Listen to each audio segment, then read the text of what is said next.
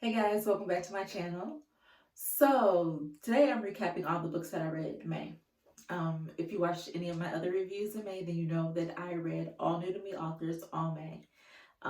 This was such a good experience. I discovered so many new authors that I love. Um, as far as shrinking down my to be read list, that didn't happen. The more authors I discovered, the more I went through their catalog and added some new books to my to be read list. And also, some of you guys sent in some suggestions for some authors that you think I would like. So, thank you for that. That was very thoughtful. Um, so, to be our list, still in shambles, but that's okay. I'll always have something to read. So, that's one positive way to look at it. I kicked off the month with Genesis Woods. I read BigDickEnergy.com and BDE.com interlude. I did a full review of this on my channel, so if you haven't checked that book out, then definitely check that out. Or that review out, then definitely check that out. The review and the book, check out both. But anyway, this book follows 5 sisters, the Rawlins sisters. 4 of the sisters have met men on BDE.com. And the book chronicles the sexcapades that they have with the man they meet. This is erotica. It's spicy, it's imaginative, it's erotica. But in my review, what I talked about is what I like most about the book is that, the author does a really good job of weaving an actual story into the erotica, and I like that. These characters are, they have experiences, they have personalities, they have gone through some things, they are struggling with things, and I think that the author does a great job of bringing that out in this book. So definitely check out the review in the book if you haven't. After that, I read Another Chance to Love. Hold on, let me get my notes, make sure that's what I read. Yes, Another Chance to Love by D. Rose. Trigger warning. If you're a person who is sensitive or, cannot tolerate abuse in books, then I wouldn't suggest that you read this.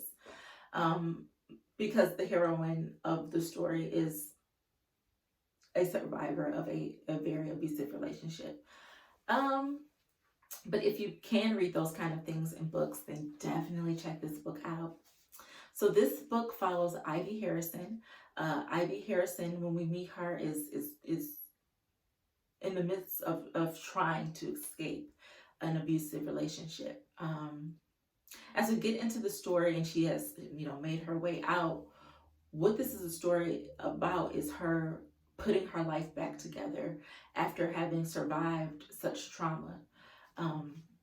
I really like how the author wrote her as a character. Ivy's doing the things that she needs to do. She's going to therapy. She's getting herself back out there. She's not letting anybody push her into anything that is uncomfortable for her. That is until she meets Grant Smith.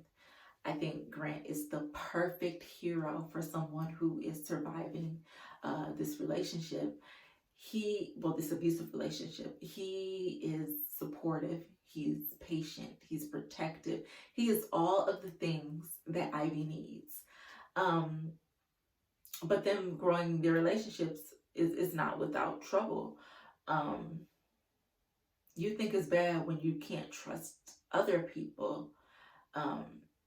Ivy can't trust her own judgment. So the results of her having gone through this trauma and her way of making out of this trauma is tough. But this is an excellent read. I think the author does a great job of painting abuse survivors as whole people, which is very important to me. I just think it's a really good read. So if you get the chance, if this is the type of book that you can read, then definitely check this out. It's worth it. After that, I read Unapologetically Me by Denisha Little. I also did a full review of this book on my channel. Fatima Ward, Jaron Young. Wow. This was an adventure. This was a roller coaster for sure. But I really loved this book. I loved the messages. I love the journey that these characters, particularly Fatima, goes through. I think this is a book about finding yourself, finding your purpose, walking in your purpose, going for the things that you want out of life, trusting people, not trusting the wrong people, learning to love. It's a lot that goes on in this book. It's a lot that happens, but I think it's a really good look at what happens when um, people are not able to recognize red flags in their relationships. There's a lot of missed red flags here between the two of these people, and the effects that they had on their relationship were devastating. It really was. And also, uh, I just also want to say another thing that the author did a good job of pointing out is when you have somebody who is really for you, or has your back and has your best interest at heart in a relationship, and they are supporting you in the ways that you need to be, and just loving you in the ways that you need to be loved. um it's okay to take their advice sometimes. Like, we don't want them to control, who you interact with all the times, but it's okay to take their advice sometime, or their input, or see things, or try to see things from their point of view in regards to the other people in your life. So this is definitely a good read. Check that out for sure. After that, I read Inhale and Exhale by Kay Yvette. Um, this was outstanding. I think it is one of the best books that I've read this year. I did a full review of this book on my channel. I don't want to see my own horn, but I think it's actually one of the best reviews I did, just because there was so much to glean from this book. I feel like it should be required reading. I do, for young people. We just need to look at things differently. We need to there's just so many takeaways. Definitely check out the review. But anyway, this book is about Naomi Carlton. Naomi Carlton is a professional tennis player. When we meet her, she is in the midst of heartbreak, devastating heartbreak. And this book is about her journey to putting herself back together after experiencing such devastation. This book follows her journey, but we also hear from lots of other women who are going through their own journeys, and their own heartbreak, and we hear from them through Leedy's basement. Leedy is the mentor. I don't even want to say mentor. I just don't feel like that fully embodies everything that Leedy is. I don't know. Leedy is the mother figure. She's the wisdom, the support, the love. Leedy is everything. And she has gathered all of these women together, who are suffering from a multitude of things, women from various walks of life, and she has gathered them together, and she's provided a safe space for them to heal in. Leedy is where we get most of the takeaways, in my opinion, in this book, and I just really love her. So this book follows Naomi through recovery and on the path to finding enduring love. So if you have the chance, definitely check out the review. Definitely check out the book. I will probably be reading the book at some point, just to, see if I can pick up on some other things I missed. So check that out. After that, I read Go Deep by Rilzy Adams. I hope that's how you say it. I don't know. If not, I'm sorry. But this was such a fun read, guys. I really like this author, especially after reading such heavy books this month. I needed